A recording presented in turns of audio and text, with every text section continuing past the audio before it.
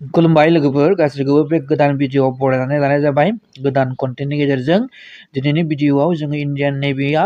इनभाइट्स खालामदों अनलाइन एप्लिकेशन्सनि थाखाय स' बिनि सायाव गुसुङै जोङो रायज्लायगोन बा भिडिअ' जोङो लागोन बिनि सायाव गुसुङै बे जाहैबाय अग्निवीर एसएसआर रिक्रुटमेन्ट आरोहाय बिनि थाखाय मेरिट आरो मेरिट नङा खिन्थु आनमेरिटआसो बेखौ एप्लाइ खालामनो हागोन बेबायदि नटिफिकेसन बेवहाय आनमेरिट मेल एन्ड आनमेरिट फिमेल नोंथांमोना बेवहाय नायनो हाखायो नै आनमेरिड एन्ड फिमेल एन्ड मेल ना बिसोरखौ अनलाइन एप्लिकेशननि थाखाय रिक्वेस्ट खालामदों दा बिनि एलिजिबिलिटि क्राइटेरियाखौ जोङो बेयाव नायनोसै फार्स्टआवनो बेयाव इडुकेसनेल क्वालिफिकेसनाव दङ 10+2 जाथारनांगोन विथ मेथमेटिक्स फिजिक्स बे साबजेक्ट थानाय अके माने साइन्सनिफ्राय जाथारनांगोन 50% मार्क्स जाथारनांगोन नोंथांनि पार्सेन्टेजआ बिदि नङाब्लाबो नोंथाङा 3 years diploma course in engineering pass जानाय जानांगोन मेकानिकेल इलेक्ट्रिकेल बा अट'मबाइल्स बा कम्पिउटार साइन्स दा इन्स्ट्रुमेन्टेशनल टेक्न'लजि इनफरमेशन टेक्न'लजि बेबायदि पास जानाय जानांगोन दा बिदि नङाबाबो first 2 years vocational course with non-vocational subjects with physics mathematics बेबायदि जानांगोन बे एजुकेशनेल क्वालिफिकेसन ओवरअल जोङो दा बुंनो थाङोब्ला बियो जायफोरा साइन्स स्ट्रिम बे साइन्स स्ट्रिमनि गथ'फ्रा बेखौहाय एप्लाइ खालामनो हागोन अके दानिया बैसोनि क्राइटेरियायाव जोङो जुदि फैयोब्ला जों बेयाव नुनो मोनो अग्निवीर 0 to 2025 बेचनि थाखायब्ला केन्डिडेटआ माने 1 September 2004 निफ्राय लानानै 29 February 2008 बिसिम इनक्लुसिभ जाथारनांगोन आरो ना बैसोआ दै ओमफ्राय अग्निवीर 01-2026 बेचनि थाखायब्ला 1 February 2005 निफ्राय लानानै मा जानांगोन ना 31 July 2008 बिसिम जाथारनो नांगोन आरो सासे गथ'आ दै बेनि उनावहाय अग्निवीरनि थाखाय 0 to 20 बेचनि थाखाय 2008 ना केन्डिडेटआ मा जाथारनांगोननो 01 July 2005 निफ्राय लानानै 31 December 2008 नि गेजेराव बिटुइनाव जानो नांथारगोन होननानै बुंदों आरो ना अके स' बेवहाय नट केन्डिडेट जों नायब्ला नुनो मोनो केन्डिडेट बर्न बिटुइन 01 September माने 01 September 2004 निफ्राय लानानै 31 December 2008 सिम नि गेजेराव जोनोम जानाय गथ'फोरा माने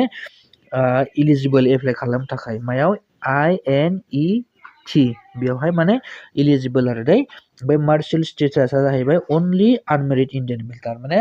खालि आनमेरिड मेल ओमफ्राय फिमेल केन्डिडेटआल' बेखौ एप्लाइ खालामनो हायो सोरबाहा बैसो दङब्लाबो जुदि मेरिड केन्डिडेट जाबायब्ला बिसोरनि थाखाय बे इन्डियान नेभि अग्निवीर एसएसआरआ नङा अके बेखौ बेवहाय क्लियारलि बुंनाय जादों नोंथांमोना बेखौहाय ध्यानाव लाखिदो दाना फिजिकेल स्टेन्डार्ड्सनि सायाव जों रायलायगोन फिजिकेल स्टेन्डार्ड्सखौ जों बेयाव नायब्ला नुनो मोनो 23 नाम्बाराव नोंथांमोना नुदों आङो बे पिडिएफखौ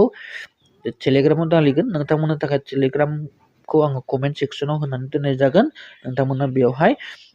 जइन जानानै बेखौ मोननो हागोन अके क्वालिफाइं इन फिजिकेल फिटनेसआ जाहैबाय मेलनि थाखाय 6 मिनिट थागोन 30 सेकेन्ड ओमफ्राय 1.6 किलोमिटार अके रान बिनि उनावहाय उतक बैठक दङ 20 times पुशआप्स दङ 15 times ओमफ्राय बेन्च नि सिट आप्स दङ 15 times अके फिमेलनि थाखाय बे एकेयावनो 8 मिनिट बारा जागोन 8 मिनिट माने बारा जागोन 6 मिनिटआ मेलफोरनि थाखाय दा 1.6 किलोमिटारखौ 8 मिनिट टाइम दङ स्क्वेस बैठक उतक बैठकआव दङ 15 times माने पुशआपाव 10 times बा बेन्चनि सिट आपआव 10 times फिमेलफोरनि थाखाय दै लोगोफोर रिटेन एग्जामनि सायाव जुदि जोङो नायोब्ला बेवहाय गासै मा जागोन कुइसन्सआ जोंनिया 100 मार्क्सनि थागोन होननानै बुंदों ओमफ्राय पार कुइसन्स माने